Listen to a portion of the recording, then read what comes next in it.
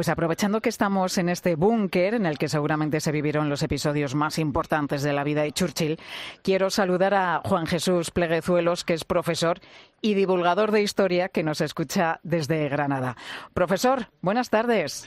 Muy buenas tardes. Bienvenido a los cuartos de guerra de Churchill. Un placer. Venimos contando la historia de Winston Churchill, que murió un día como hoy, hace 60 años, y hemos llegado a su primer mandato como primer ministro. Es el momento más importante de su vida, ¿verdad? Seguramente. Él dijo que sentía que llevaba toda su vida preparándose para ese momento. O sea, su carrera como militar, como político, como escritor, como miembro del gobierno, le habían llevado hasta ese momento y estaba perfectamente preparado para dirigir la resistencia ante los nazis. En aquel año 1940, Churchill pronuncia sus discursos más recordados.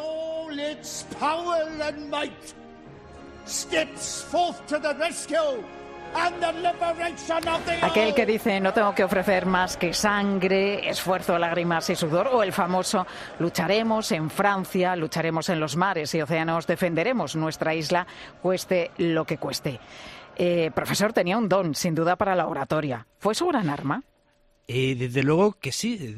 Podemos considerarla su arma principal, también unida a su carisma. Son pocos los momentos en la historia en los que se encuentran tales líderes carismáticos, que usan su elocuencia para cosas buenas o para cosas malas. En este caso, bueno, el fin fue bueno. Bueno, yo creo que si Churchill, no sé si piensa lo mismo, profesor, si viviera hoy seguro que sería un gran influencer o tendría una tienda de camisetas con algunas de sus frases míticas y motivadoras, ¿no? Como esa de: el problema de nuestra época consiste en que los hombres no quieren ser útiles sino importantes. Es que nos dejó muchísimas frases, muchísimas expresiones que todavía hoy recordamos y repetimos todos. Bueno, en esta época de redes sociales, sin duda alguna, arrasaría. Y es que, verdad, sus sentencias sintetizan toda una filosofía de vida, sobre todo en ese momento en el que se estaba viviendo. En la victoria aliada de la Segunda Guerra Mundial, ¿cuánto mérito se le puede otorgar a la figura del británico? Pensemos que llega un punto en la Segunda Guerra Mundial en el que solo Gran Bretaña está haciéndole frente a los nazis. Y desde luego Gran Bretaña no hubiese podido resistir, no se hubiese mantenido unida sin ese gran líder carismático que fue Churchill. Churchill fue capaz de unir a su país, dirigir, animarlos, motivarlos y hacerles que resistieran frente a los nazis.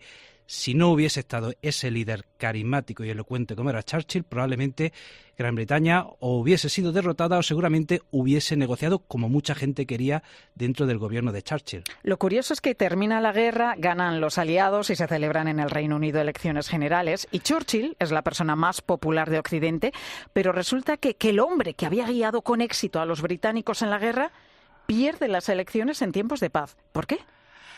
A lo mejor puede ser que fuese un magnífico líder en tiempos de guerra, pero no fuese percibido lo mismo en tiempos de paz.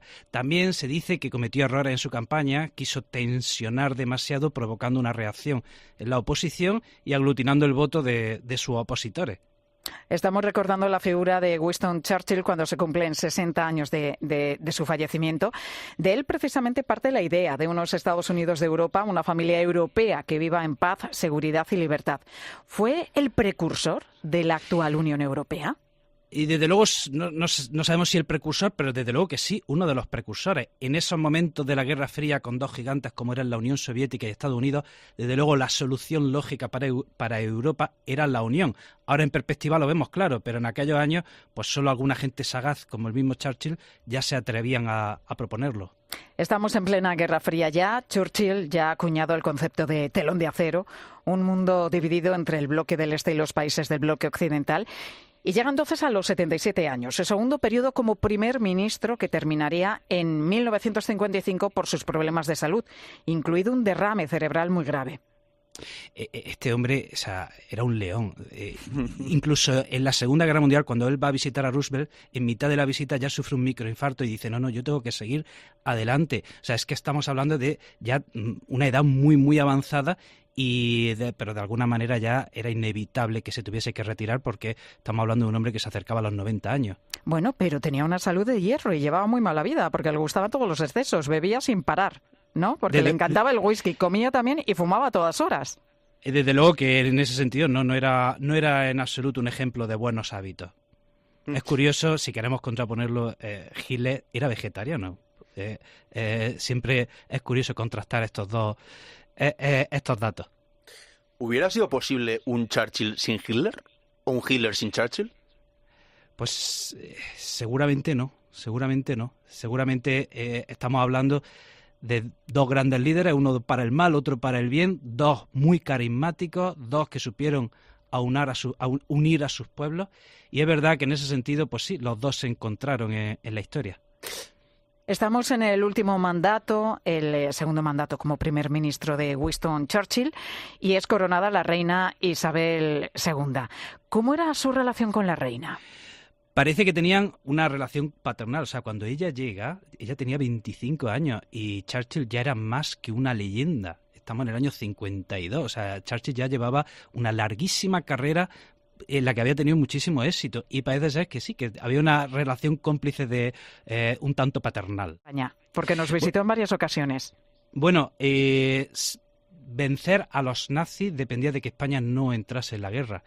Y es curioso, pasaron varias décadas y se descubre que hubo sobornos a los hombres allegados a Franco para convencer a Franco de que Franco no entrase en la guerra. Si Franco entra en la guerra, seguramente hubiesen ganado los nazis porque se hubiese controlado el estrecho de Gibraltar, el paso al Mediterráneo, y para los aliados hubiese sido imposible vencer en esa guerra.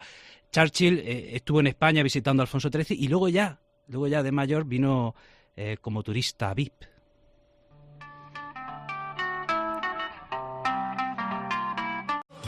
Son las curiosidades, profesor, que no sé si les enseña también a todos sus alumnos. Bueno, este tipo de curiosidades siempre gustan muchísimo a los alumnos. Desde luego, efectivamente, ese carácter humanista de uno de los grandes genios políticos de la historia siempre asombra. Dices, pero bueno, ¿cómo este hombre pudo hacer tantas cosas a lo largo de su vida y triunfar de esa manera y sobreponerse también a sus fracasos, que también los tuvo? Bueno, pues hemos repasado la figura de Winston Churchill en el día de hoy, cuando se cumplen 60 años, 6 décadas de su fallecimiento, y lo hemos hecho con Juan Jesús Pleguezuela, profesor y divulgador de historia, profesor que también tiene su canal de YouTube, donde le podemos escuchar hablar de Churchill, de otros grandes líderes políticos y de muchos acontecimientos históricos. Así es, me hago llamar el profesor inquieto, y ahí, bueno, pues ahí divulgo sobre historia, especialmente dirigido para estudiantes. Pues Juan Jesús Pleguezuelos, muchísimas gracias, profesor, por acompañarnos. Un placer. Íñigo Palomar, gracias también a ti. Bonito viaje al que nos has invitado hoy. Hasta luego, Pilar.